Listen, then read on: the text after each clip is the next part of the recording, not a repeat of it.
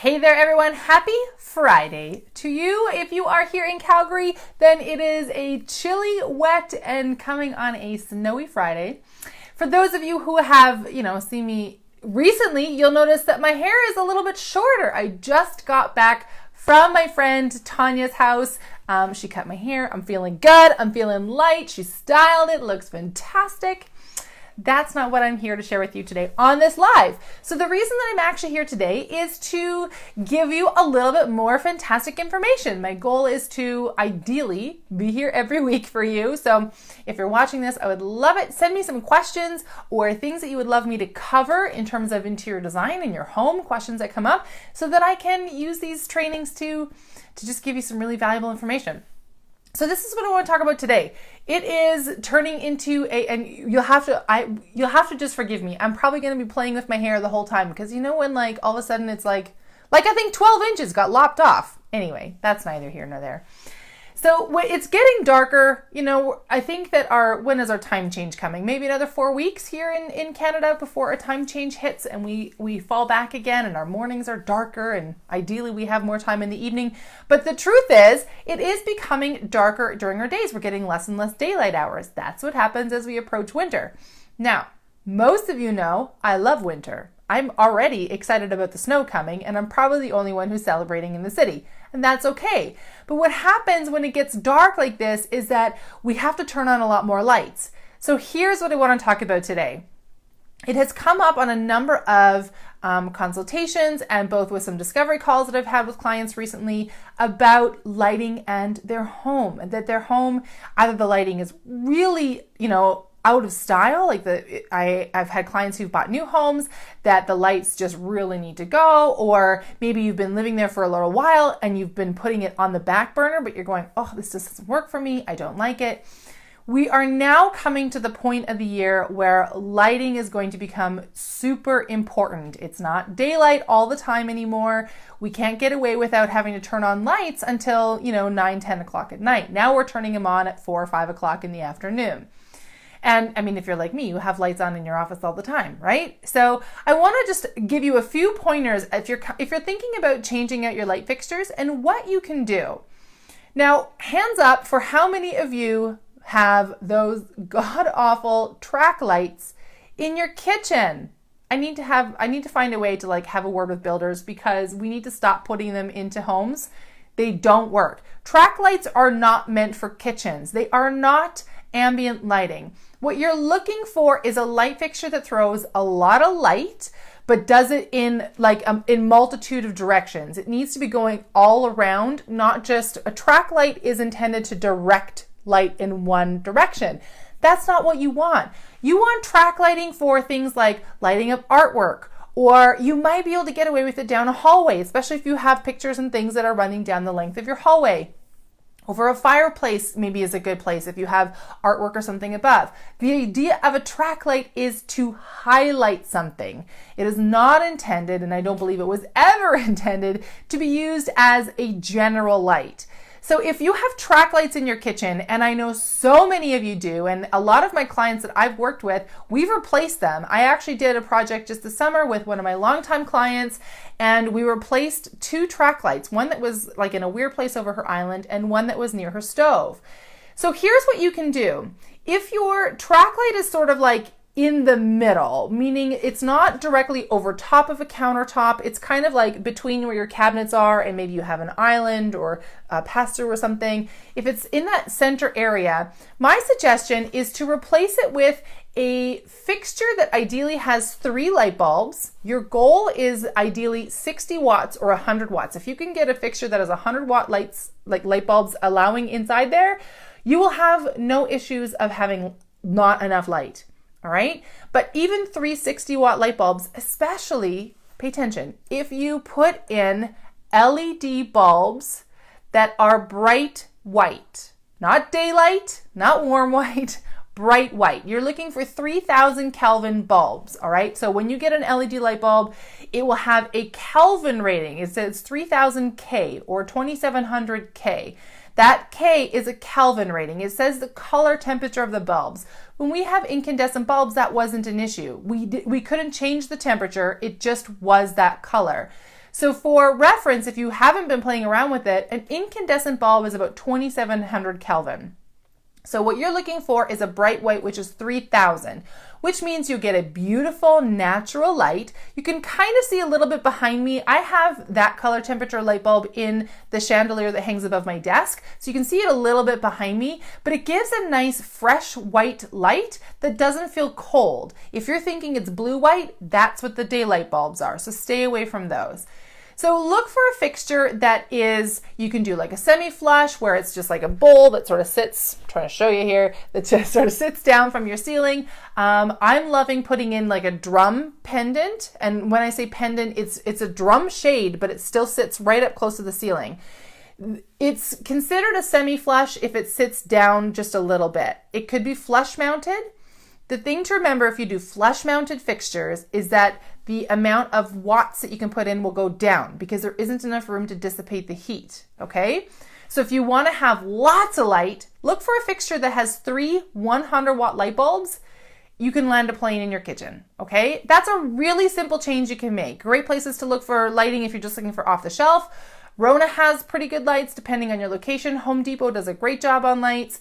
I always recommend Robinson Lighting. They do a phenomenal job and they have a whole range of light fixtures. So don't think that things like places like Robinson or Cartwright are only for the high end. They have a full range and they have fantastic staff that can help you find it, that will help you look inside your budget. If you have track lights in your kitchen that are, say, over an island, fantastic place to change them out. So lots of people don't want to change out the track light over the island because they're thinking that they need to put 3 separate electrical boxes in if they want to drop pendants. That is not true. You might have to, and so the case of the client that I did this work in about a month ago, the junction box for the light wasn't centered over the island. It was actually back to one edge of the island. And so what we did, we were able to just have it moved. Didn't cost a lot to have an electrician move it. If you are electrically inclined, you can maybe give it a try yourself. But when it comes to wiring in your home, I always recommend you get a professional electrician to actually do it for you.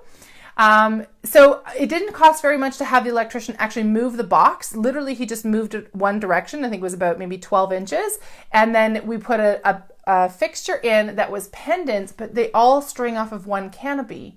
So there's lots of fixtures like that where you can get pendant lighting over an island, but they string off of a single canopy, all right? There's loads of options. Again, think about how much you have to spend. Always, always, always focus on your budget first, because the last thing that you want to do is put things into your home and then be worrying about how you're going to pay for them, right? So think about what you have available to spend or what you are comfortable spending, and then use that as your guidance point. And when it's small changes like this, it doesn't require a lot of money. I mean, you could change out the fixtures in your kitchen for, I would say, $400 or $500, depending on what you choose, all right? There's always a caveat. You could spend thousands of dollars in there if you want to, but you don't have to. So that's a simple way that you can update your kitchen. I recommend a lot of homes I see these days have that. I think they're, between you and me, if we could just like have a moment here, I think it's crazy that they have those silly little, they're meant to be a dining room or an office space, but they never get used for anything other than like kids stuff. But you know, that office space area that's near the front door, it's right by your entry and it's kind of a flex space and it may not be the most useful space, but then they have often really unattractive light fixture in there. That's a beautiful place to put, again, you can put a drum shade in there. You can have one that hangs down a little bit. If you have a table or an office in there, you can have it drop down a little. If it's a space that collects a lot of things or maybe is a sitting space and you don't want it to drop down, you can do them flush mount. They often don't require a ton of light, so now you have some creative play with the fixture that you go with. I would still recommend ideally 2 bulbs, maybe 3 if you want a lot of light, and look for 60 or 100 watt options, all right? And that will give you a good idea. So those are some simple changes that you can make. Down your hallways, a great place to add a little update. I love the semi-flush lights. You can have some fun with there. If you want to do some browsing online, I go through Wayfair all the time. So I highly recommend Wayfair. I think it's wayfair.ca for those of us in Canada. So that's a fantastic place to have a look. Their ordering process is super simple. I need to start making some money off of the businesses that I'm listing here. But Wayfair is fantastic because you can set your filters to sort through a lot of things. You can set them based on price, based on style. They ship right to your home, which is amazing. And there's always assembly required, but there's assembly required no matter where you get them from, unless you get an electrician. If you are in Calgary, Chestermere, that area, and you are looking for an electrician, a recommendation for an electrician, my electrician is fantastic. I adore him. He is so good. I trust him implicitly on all my jobs. So I'd be more than happy to connect you if you're looking for that. And yeah, I just encourage you that, like I said, we're heading into the season where it's a bit darker, and just changing out the light fixtures in your home can make an enormous difference. Last point, if you are not wanting to change out the light fixtures, or you have an eye on doing renovations maybe in a year and you don't want to change them until you actually do the renovations, consider just changing out the light bulbs. So again, I'm sure lots of you watching are putting in LED light bulbs. What I see happen all too often is one of two things. People go with that 2700, they go with that warm white thinking that that will be, a cozy look, or they go with daylight, which is usually around 5,000 Kelvin. Now, actual daylight, I believe, is rated around 6,500 Kelvin, but a daylight bulb is about 5,000 Kelvin. It's that awful blue light. It's kind of like you're getting ready for surgery, all right? So if you have those kinds of light bulbs, don't buy the daylight ones. I always recommend get the bright white. You can find them. Home Depot has a fantastic selection of light bulbs. Rona does okay as well if you're looking for the big box stores. I don't ever buy light bulbs at like Walmart or Superstore, places like that. But I always send my clients to Home Depot because they have a phenomenal selection of light bulbs, and you can see what they have. They have little displays that show you the light fixtures or the color of lights as well. Always recommend the bright white. I hope that helps you today. Please, like I said, if you have questions or things that you would love me to touch base on and just do a little free training for you here, I would be more than happy. So just comment them below the video or send me a little DM. I will be totally honest.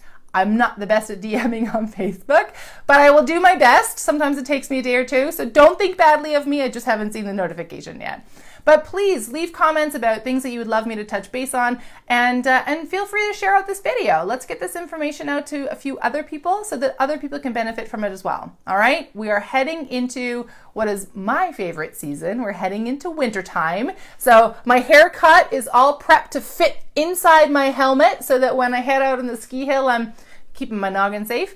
And yeah, I'm excited. So I know some of you don't like winter, but it comes every year, so we might as well enjoy it. All right, that's all I have for you today. Happy Friday. Like I said, please share the video, and yeah, ask me any questions you have. All right, bye for now.